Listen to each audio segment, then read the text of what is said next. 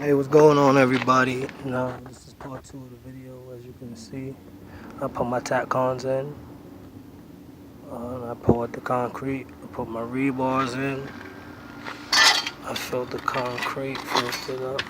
Concrete, it goes another rebar. Another rebar here. I also got rebars in